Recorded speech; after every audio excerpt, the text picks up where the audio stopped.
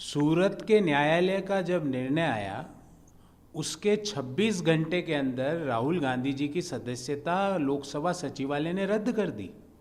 पर जब supreme court, देश का सबसे बड़ी अदालत, ने जब राहुल गांधी जी के निर्णय, सूरत के निर्णय के, अदालत के निर्णय पर रोक लगाई, उसके 26 घंटे के अब 40 घंटे बीत चुके हैं। अभी तक राहुल गांधी जी की लोकसभा की सदस्यता को बहाल क्यों नहीं किया गया? मोदी जी, क्या आप नो कॉन्फिडेंस मोशन पर राहुल गांधी जी के सवालों से इतना भयभीत हो चुके हैं कि आप उनकी लोकसभा की सदस्यता को बहाल करने में रुकावटें डाल रहे हैं? इतना डर क्यों है? हाँ, ये जरूर है कि जब भी राहुल गांधी जी लोकसभा में वापस जाएंगे, वो मोदी जी आपसे आंखों में आंखें डाल के एक ही सवाल पूछेंगे कि जब मणिपुर जल रहा था तो आप कर्नाटक के अंदर चुनाव प्रचार कैसे कर रहे थे? जब मणिपुर में विदेश राज्य मंत्री का घर जल रहा था तो आप अमेरिका के दौरे पर कैसे घूम रहे थे? इजिप्ट के दौरे पे, यूएई के दौरे पर, फ्रांस के दौरे पर आप टोस्ट कैसे कर रहे थे?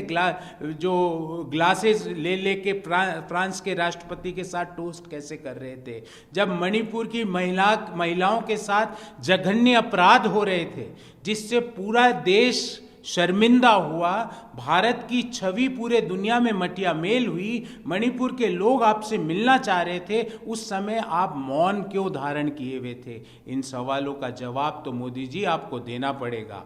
आप राहुल गांधी जी के इन्हीं सवालों से परेशान हो रहे हैं। इसीलिए मुझे लगता है कि आप सुप्रीम कोर्ट के निर्णय के आने के बावजूद आपने राहुल गांधी जी की लोकसभा की सदस्यता अभी तक बहाल नहीं की। 1947 में जब देश आज़ाद हुआ उसके बाद 70 साल तक कांग्रेस पार्टी ने देश के लोकतंत्र, देश के संविधान, देश के सामाजिक ताने बाने को सहेज के रखा।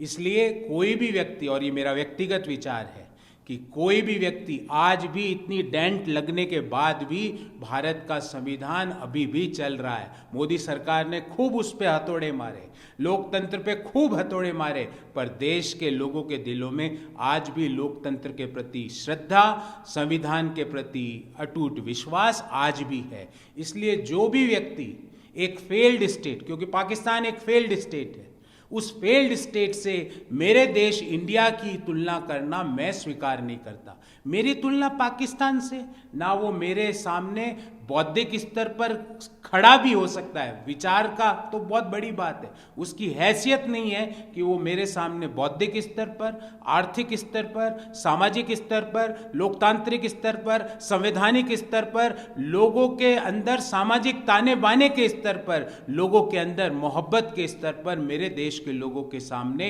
इंडिया के लोगों के सामने, भारत के लोगों के सामने खड़ा होने की भी हैसियत रखे। इसलिए मैं पाकिस्तान की और भारत की किसी भी रूप में तुलना स्वीकार नहीं करता, क्योंकि वो एक फेल्ड स्टेट है।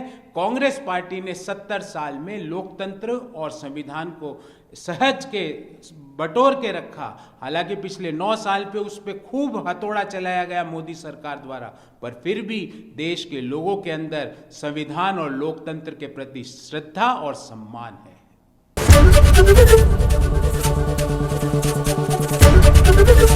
एबीपी गंगा, खबर आपकी, जुबान आपकी।